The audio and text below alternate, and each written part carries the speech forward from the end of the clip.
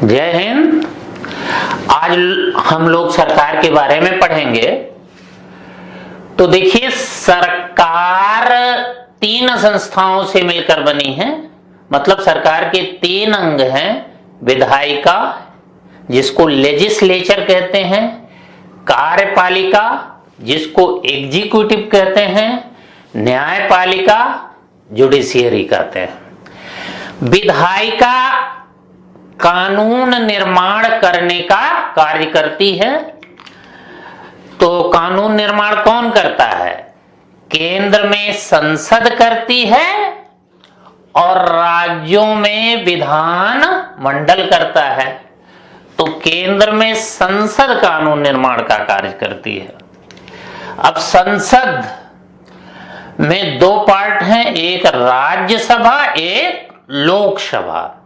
तो राज्यसभा और लोकसभा मिलकर कानून का निर्माण करते हैं।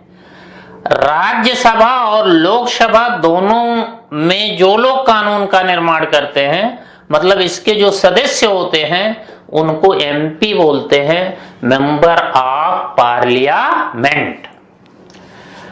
अब देखिए, कानून का निर्माण संसद ने कर दिया। इस कानून को कौन लागू करेगी? कार्यपालिका। कार्यपालिका में कौन कौन लोग आएंगे? राष्ट्रपति महोदय आएंगे। और कौन आएंगे? प्रधानमंत्री, मंत्री और नौकरशाही आएगी। कि जो आप तैयारी कर रहे हैं, आईएएस पीसीएस बनेंगे, तो आप कार्यपालिका के सदस्य होंगे, नौकरशाही।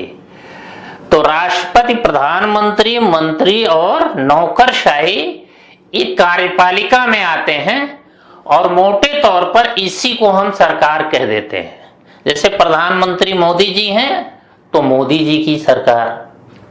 राज्यों में यही राष्ट्रपति के स्थान पर राज्यपाल होता है, प्रधानमंत्री के स्थान पर मुख्यमंत्री होता है, और मंत्री वही होते हैं, और राज्य की नौकरशाही होती है।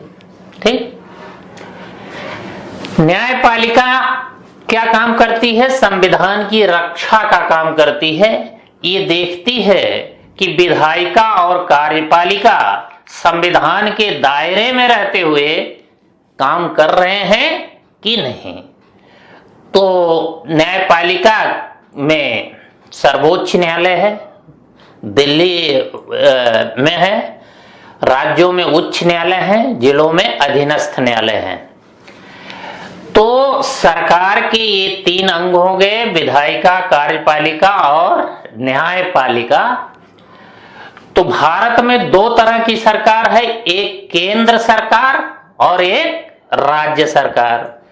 तो केंद्र सरकार की विधायिका, कार्यपालिका और न्यायपालिका ये भाग 5 में है, और राज्य सरकार की विधायिका, कार्यपालिका, न्यायपालिका भाग 6 में है।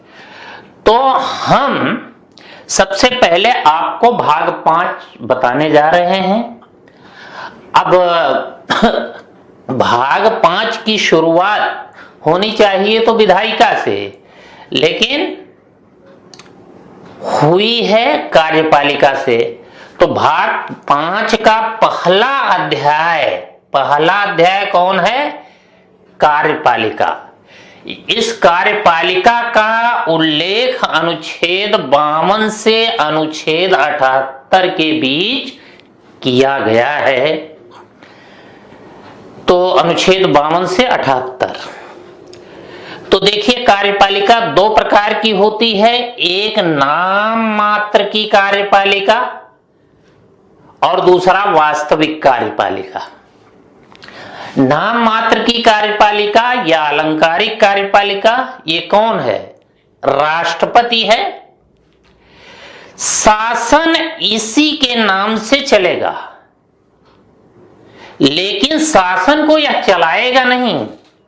शासन इसी के नाम से चलेगा, लेकिन शासन को चलाने वाली वास्तविक कार्यपालिका कौन है? मंत्रिपरिषद है, जिसका मुखिया प्रधानमंत्री है।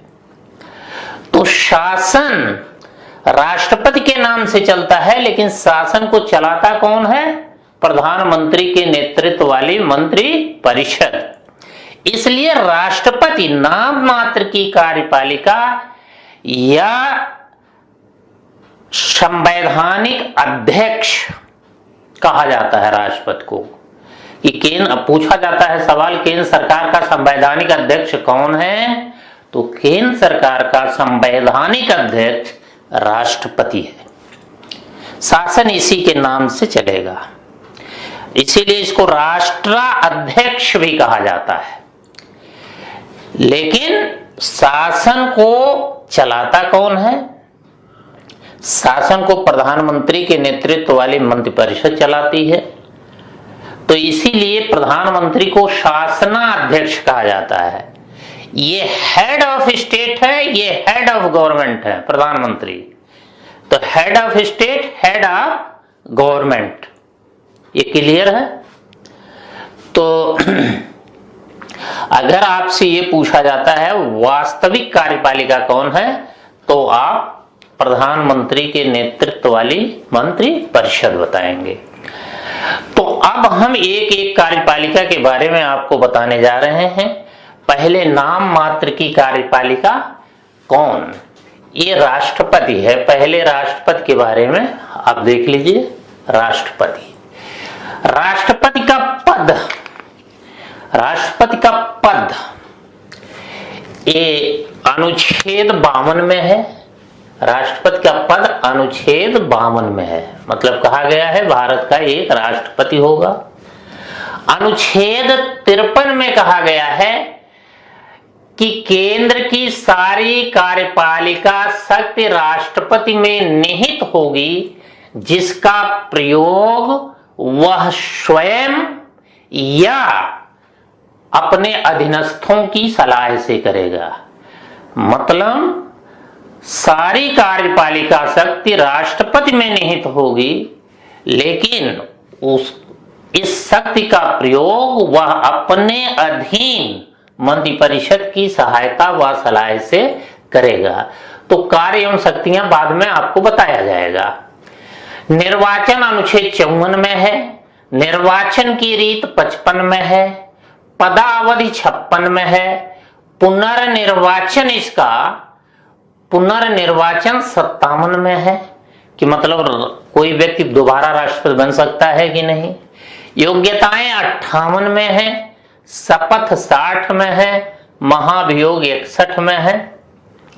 तो राष्ट्रपति में जो भी अनुच्छेद आपको याद करने हैं वो अनुच्छेद हमने एक साथ लिख दिए हैं। अब सबसे पहले पद इसमें तो कुछ नहीं आपको देखना है कि बस भारत का एक राष्ट्रपति होगा। कार्य एवं शक्तियां बाद में बताएंगे। अभी हम आपको राष्ट्रपति का निर्वाचन बताने जा रहे हैं। तो हेडिंग यहां डाली गई है राष्ट्रपति का निर्वाचन। तो निर्वाचन में चाहे राष्ट्रपति का निर्वाचन हो या अन्य किसी का निर्वाचन हो, निर्वाचन में कुछ बातों की जानकारी होनी जरूरी है। पहले हम ये देखेंगे कि कौन उम्मीदवार बन सकता है, मतलब कौन चुनाव में खड़ा हो सकता है। तो इसके लिए 3-4 पॉइंट लिखे हैं कि पहली चीज, लोकसभा का सदस्य बनने की योग्यता रखता हो। तो लोकसभा का सदस्य बनने की योग्यता क्या है? भारत का नागरिक हो, पागल दिवालिया ना हो, किसी लाभ के पद पर ना हो। है तो लाभ का पद क्या होता है ये आपको लोकसभा वाले चैप्टर में बताया जाएगा। तो किसी लाभ के पद पर ना हो। न्यूनतम आयु कितनी रखता हो? 35 वर्ष, कम से कम 35 वर्ष की आयु का हो। तीसरी चीज, 50 मतदाताओं ने उसके नाम का प्रस्ताव किया हो कि हम इनको इलेक्शन में खड़ा कर रहे हैं, और 50 ने ही उसका अनुमोदन किया हो कि हम आपके प्रस्ताव का समर्थन करते हैं। ठीक, तो केवल ये राष्ट्रपति के चुनाव में नहीं होता, ये गांव कि प्रधानी भी आप जब लड़ेंगे तो उसमें भी कुछ मतदाता आपके नाम का प्रस्ताव करेंगे और कुछ उसका अनुमोदन करेंगे। तो 50 मतदाता प्रस्तावक होंगे, 50 अनुमोदक। लेकिन हम आप मतदाता थोड़े ही होंगे, मतदाता आगे अभी हम बताने जा रहे हैं कौन कौन मतदाता होंगे। 15,000 की जमानत राष्ट्र निर्वाचन कार्यालय में जमा कर दी हो, ठीक, कि 15,000 की जमानत राशि। तो ये उम्मीदवार बनने की पात्रता है, लोकसभा का सदस्य बनने की योग्यता रखे, कम से कम 35 वर्ष की आयु पूरी कर चुका हो, 50 मतदाताओं ने प्रस्ताव किया हो, 50 ने अनुमोदन किया हो, ठीक। पहले यह संख्या 10-10 थी और 15,000 की सिक्योरिटी राशि हो। अब देखेंगे निर्वाचक मंडल में कौन, मतलब राष्ट्रपति के चुनाव में मतदाता कौन होगा। निर्वाचक मंडल का मतलब मतदाता समूह। तो इसमें देखिए कौन कौन भाग लेता है। राज्यसभा के निर्वाचित सदस्य, राज्यसभा के जो निर्वाचित सदस्य होंगे, इस पर विशेष फोकस करना है, निर्वाचित शब्द। राज्यसभा के निर्वाचित सदस्य, लोकसभा के निर्वाचित सदस्य, सभी राज्यों की विधानसभाओं के निर्वाचित सदस्य, दिल्ली, पुडुचेरी और जम्मू कश्मीर जैसे 3 केंद्र शासित प्रदेशों के निर्वाचित सदस्य। तो आप देखें राज्यसभा और लोकसभा के मेंबर को एमपी कहते हैं, तो सारे निर्वाचित एमपी मतदाता होंगे। विधानसभा के सदस्य को एमएलए कहते हैं, तो सारे एमएलए, जहां भी विधानसभाएं हैं वहां सारे एमएलए सारे नहीं, निर्वाचित एमएलए भाग लेंगे, चाहे वो राज्य हो चाहे केंद्र शासित प्रदेश। भारत में 3 केंद्र शासित प्रदेश ऐसे हैं, दिल्ली, पुडुचेरी और जम्मू कश्मीर, जहां विधानसभाएं हैं। इसलिए इन विधानसभाओं के निर्वाचित सदस्य राष्ट्रपति के चुनाव में भाग लेंगे। तो कुल मिलाकर ऐसे कह सकते हैं कि सभी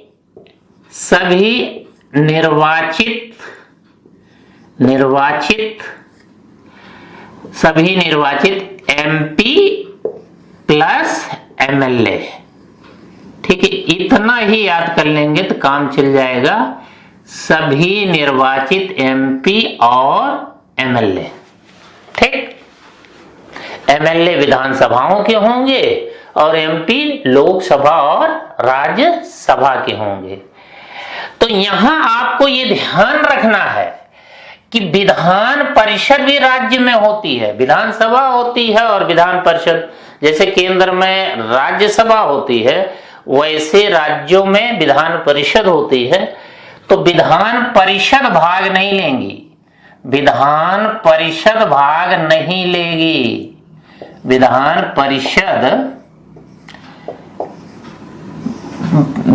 परिषद के सदस्य भाग नहीं लेंगे, ये ध्यान रहे। केवल विधानसभा और राज्यसभा लोकसभा के।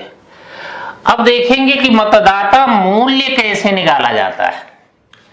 मतदाता मूल्य कैसे निकाला जाता है, तो राष्ट्रपति के चुनाव में यह फंडा नहीं है कि एक व्यक्ति एक वोट, जैसे आम चुनाव होता है एमपी, एमएलए या प्रधानी का, उसमें एक मतदाता को एक वोट देने का अधिकार होता है।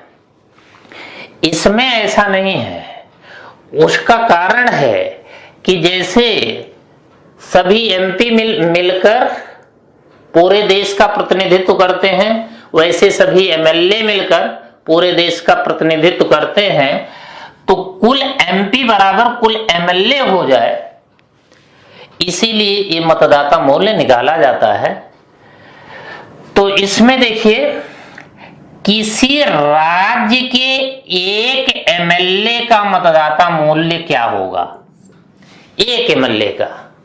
तो एक एमएलए का मतदाता मूल्य निकालने के लिए उस राज्य की कुल जनसंख्या में उस राज्य की विधानसभा में निर्वाचित सदस्यों की कुल संख्या से भाग देंगे।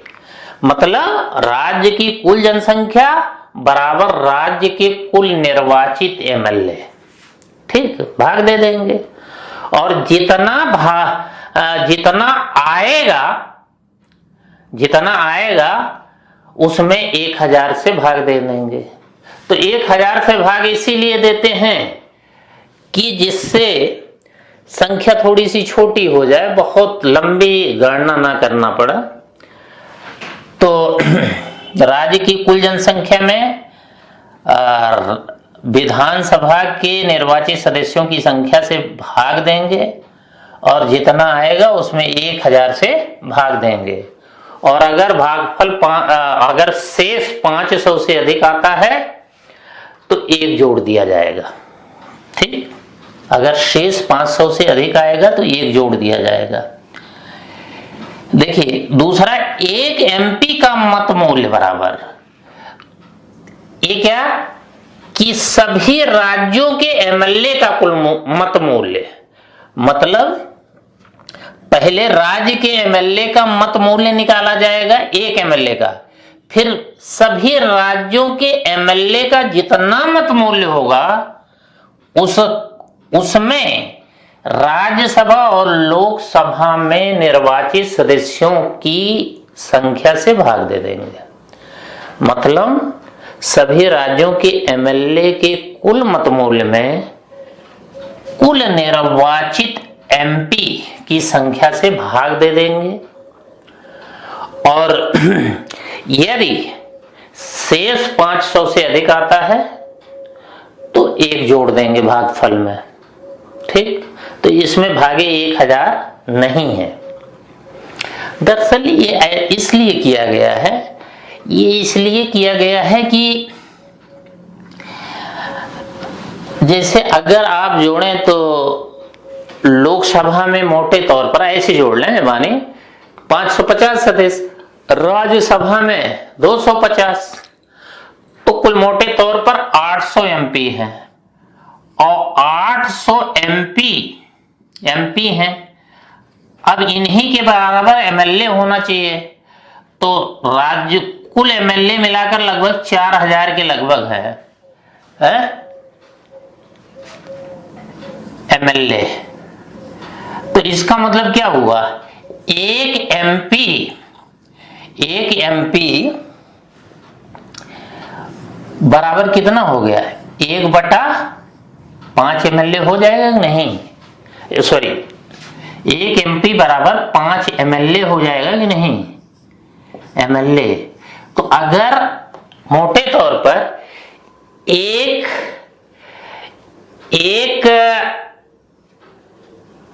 एमपी को के मत का मूल्य 1 है तो एमएलए के मत का मूल्य 1/5 होना चाहिए। अब निकाल लेंगे, इससे बहुत मतलब नहीं है, केवल जिज्ञासा शांति के लिए आपको बता रहे हैं कि क्यों मत मूल्य निकाला जाता है। तो 800 एमपी 4000 एमएलए तो 4800 ही वोट हुआ, लेकिन मत मूल्य जो निकाला जाता है लगभग ये 10 लाख आता है। 10 लाख वोट होते हैं राष्ट्रपति के चुनाव में। राष्ट्रपति के चुनाव में लगभग 10 लाख वोट हो जाएंगे अगर मत मूल्य निकाला जाएगा। तो यही मत मूल्य है। अब आइए राष्ट्रपति की निर्वाचन प्रक्रिया पढ़ते हैं। तो आपने देखा निर्वाचन अनुच्छेद 54 में है और निर्वाचन प्रक्रिया अनुच्छेद 55 में है।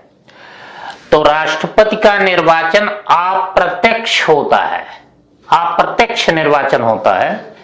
तो ये अप्रत्यक्ष निर्वाचन का मतलब क्या है, जैसे आप प्रधान जी को वोट देते हैं या विधायक जी को वोट देते हैं, सांसद सदस्य को वोट देते हैं, तो सीधे देते हैं उनको। तो जब जनता अपने प्रतिनिधियों का निर्वाचन सीधे करती है तो वो प्रत्यक्ष निर्वाचन होता है। तो जनता प्रत्यक्ष रूप से एमपी एमएलए चुनती है, यही एमपी एमएलए राष्ट्रपति को चुनते हैं, इसलिए कहा जा रहा है ये अप्रत्यक्ष निर्वाचन है। दूसरी चीज, यह निर्वाचन आनुपातिक प्रतिनिधित्व की एकल संक्रमणीय पद्धति के द्वारा होता है। तो ये आनुपातिक प्रतिनिधित्व की एकल संक्रमणीय पद्धति क्या है? इस पद्धति में मतदाता 1-2 के वरीयता क्रम में वोट देता है। 1-2 का वरीयता क्रम का मतलब क्या है? ऐसे बैलेट पेपर बना रहेगा, इसमें यहां पर कैंडिडेट के नाम रहेंगे, जैसे ए कैंडिडेट है, ये बी कैंडिडेट है, ये सी कैंडिडेट है। तो आप अपनी पसंद के अनुसार सबको वोट दे दीजिए। अगर आपकी पहली पसंद सी है तो सी के आगे 1 लिख दीजिए। अगर दूसरी पसंद ए है तो ए के आगे 2 लिख दीजिए। तीसरी पसंद बी है तो 3 लिख दीजिए। तो आपको अपनी पसंद के अनुसार कैंडिडेट के सामने 1, 2, 3 लिखना है। अब देखिए अगली चीज, ये तो वोटिंग हो गई मान लीजिए, अब मतगणना होगी। मतगणना में कहा जा रहा है कि पहले ये फर्स्ट वरीयता का मत गिना जाएगा। फर्स्ट वरीयता का मत गिना जाएगा। जिसने फर्स्ट वरीयता का मत निर्वाचन कोटा के बराबर प्राप्त कर लिया, अगर निर्वाचन कोटा के बराबर किसी उम्मीदवार ने मत प्राप्त कर लिया तो उसे विजयी घोषित कर दिया जाएगा और मतगणना रोक दी जाएगी। अब देखिए निर्वाचन कोटा क्या होता है? निर्वाचन कोटा बराबर पड़े वैध मतों की संख्या बटा 2, मतलब 50% + 1। तो अगर 100 वोट पड़े हैं तो 51 वोट जो पाने वाला होगा वही जीतेगा, इससे कम नहीं। आम चुनावों में आप देखते हैं कि जो सबसे ज्यादा वोट पाए रहता है वही जीत जाता है। मान लीजिए प्रधानी का चुनाव है, 100 वोट हैं और 10 लोग खड़े हैं, तो हो सकता है 11-12 वोट पाने वाला जीत जाए। तो उसको first past the post system कहते हैं। वो जब MP MLA पढ़ाएंगे तो बताएंगे। आनुपातिक प्रतिनिधित्व की प्रणाली में एक कोटा फिक्स होगा, उस कोटे के बराबर वोट पाने वाला ही विजयी घोषित किया जाएगा। अब देखिए यदि पहले दौर की मतगणना में किसी को निर्वाचन कोटा के बराबर मत नहीं मिलता तो दूसरे दौर की मतगणना होगी, उसमें द्वितीय वरीयता का मत गिना जाएगा। दूसरे दौर की मतगणना होगी, उसमें द्वितीय वरीयता का मत गिना जाएगा और अगर द्वितीय वरीयता का मत गिनने से किसी को निर्वाचन कोटा प्राप्त हो जाता है तो उसे विजयी घोषित कर दिया जाएगा। तो अभी तक राष्ट्रपति के चुनावों में केवल एक बार द्वितीय वरीयता का मत गिनना पड़ा था। वो चुनाव था बीबी गिरी। बीबी गिरी का नाम सुने होंगे, एक मजदूर नेता थे। दरअसल ये निर्दल चुनाव लड़े थे, तो उस साल कई लोग चुनाव लड़े थे, तो उसमें किसी को निर्वाचन कोटा के बराबर मत नहीं मिला था पहली मतगणना में। जब दूसरे दौर की इसलिए दूसरे दौर की मतगणना करानी पड़ी, तो उसमें बीबी गिरी जीत गए थे। अब राष्ट्रपति चुनाव की कुछ खास बातें, कुछ खास झलकियां देखिए। आप जानते हैं पहले राष्ट्रपति कौन थे? डॉक्टर राजेंद्र प्रसाद थे। राष्ट्रपति बनने से पहले वो कृषि मंत्री थे। ये सवाल पूछा जाता है कि कौन सा राष्ट्रपति ऐसा हुआ जो राष्ट्रपति बनने से पूर्व कृषि मंत्री था, तो डॉक्टर राजेंद्र प्रसाद थे। ठीक, और डॉक्टर राजेंद्र प्रसाद ही ऐसे राष्ट्रपति थे जो 2 बार लगातार चुनाव जीते। और अगर देखा जाए तो वो 3 बार बने। एक तो संविधान सभा ने बनाया था ना इनको, 24 जनवरी 1950 को संविधान सभा ने भी इनको राष्ट्रपति बनाया था, और दो बार लगातार चुने भी गए। तो एक तरह से 3 बार राष्ट्रपति रहे। अब देखिए बीबी गिरी, यहां लिखा है निर्दल चुनाव जीते, ये भी सवाल पूछा जाता है। ये बीबी गिरी एक मजदूर नेता थे, मजदूर नेता थे, ट्रेड यूनियन के मजदूर नेता थे। ये निर्दल चुनाव जीते थे। और नीलम संजीवा रेड्डी ऐसे राष्ट्रपति हुए हैं जो एक बार चुनाव हारने के बाद निर्विरोध चुनाव जीते, इनके सामने कोई खड़ा ही नहीं हुआ। और ये भी राष्ट्रपति बनने से पहले लोकसभा अध्यक्ष थे। एक राष्ट्रपति हुए ज्ञानी जैल सिंह। तो ज्ञानी जैल सिंह अपने जमाने में राष्ट्रमंडल के अध्यक्ष थे। और राष्ट्रमंडल एक अंतर्राष्ट्रीय संगठन है जो मोटे तौर पर जो ब्रिटेन के कभी गुलाम थे जो देश, उन्हीं देशों का ये संगठन है राष्ट्रमंडल। उसके ये अध्यक्ष क्या महासचिव पद था, महासचिव लिखिए, राष्ट्रमंडल के ये महासचिव थे, महासचिव थे, महासचिव, राष्ट्रमंडल के महासचिव थे। कौन?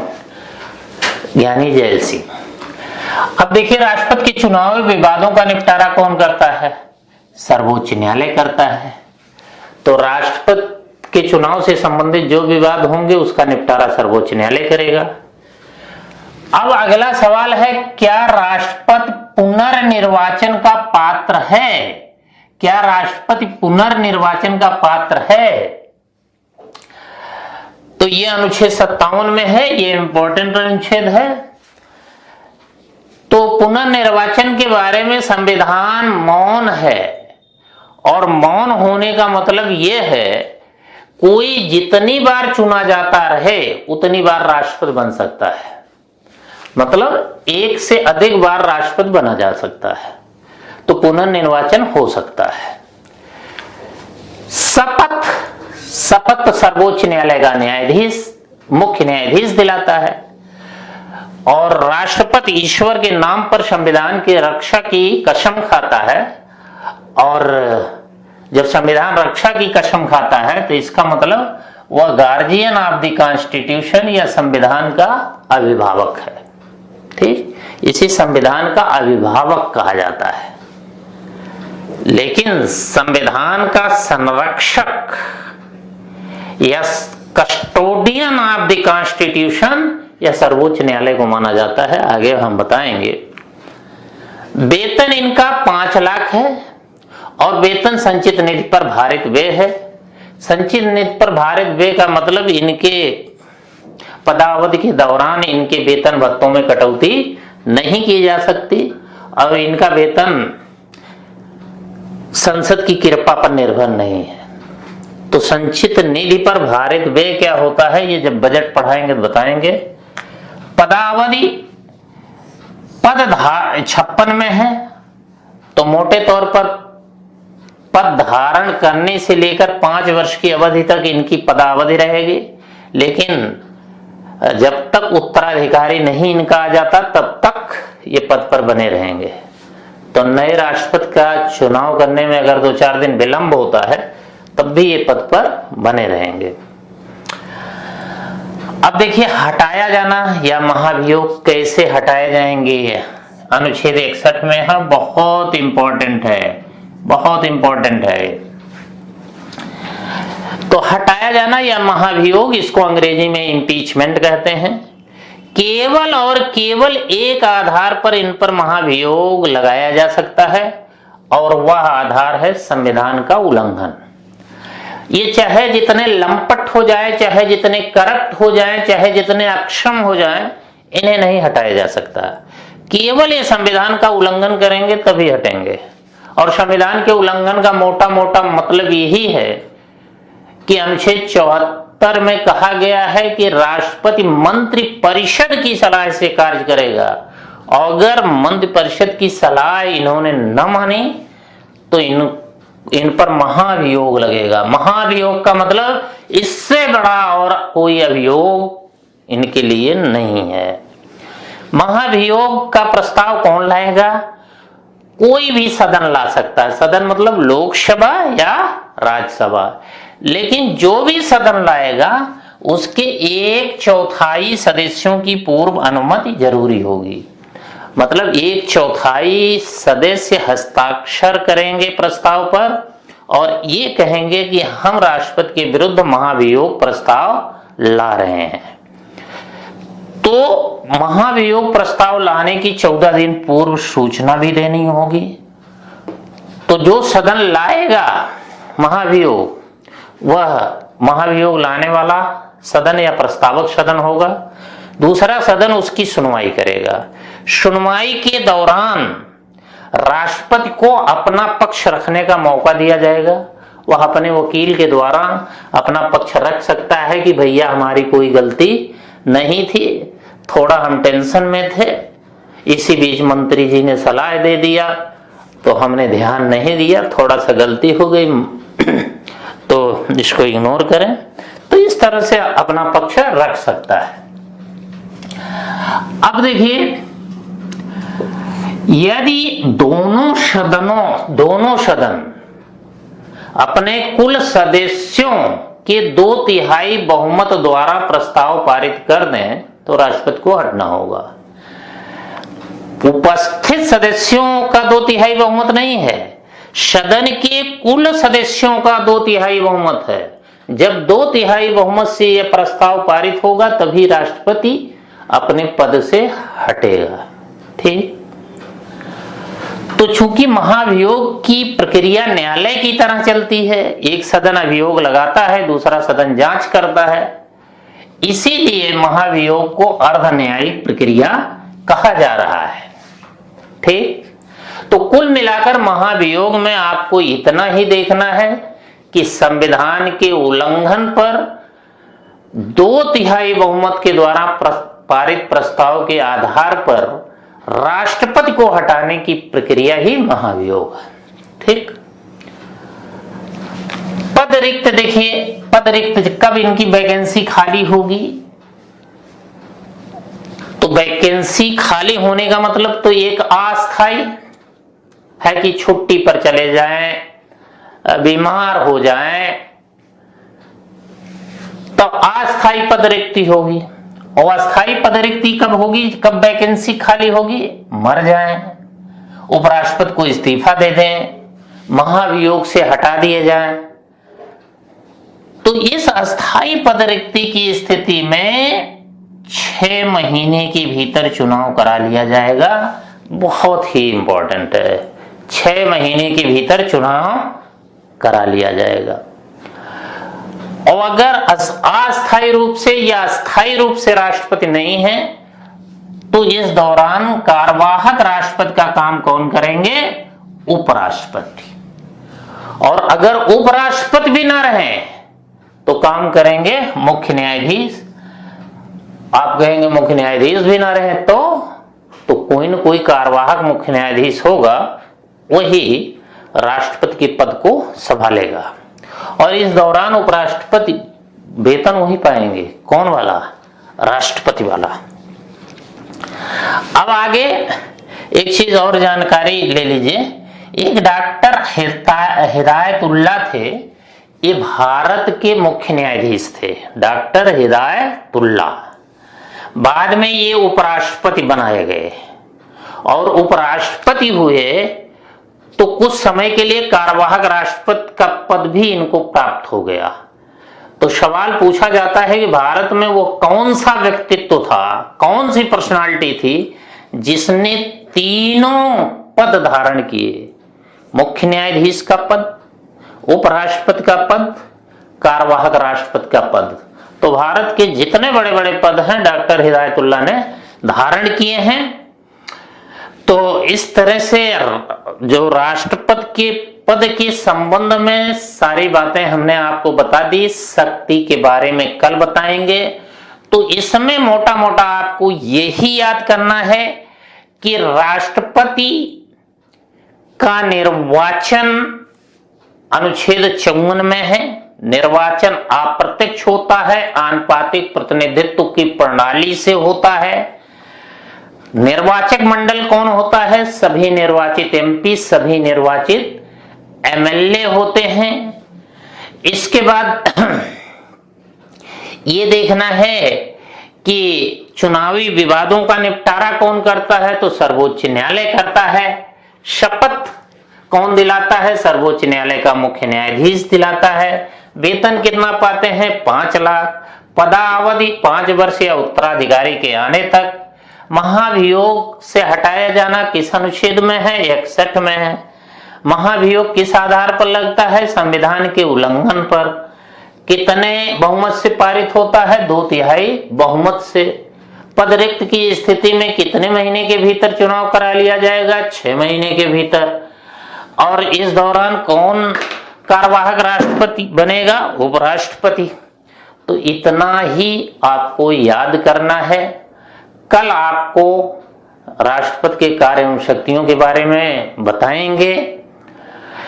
अब यहीं पर हम समाप्त करते हैं, लेकिन वो सब्सक्राइब करना ना भूलिएगा और वो जो घंटी है उसको भी बजा दीजिएगा।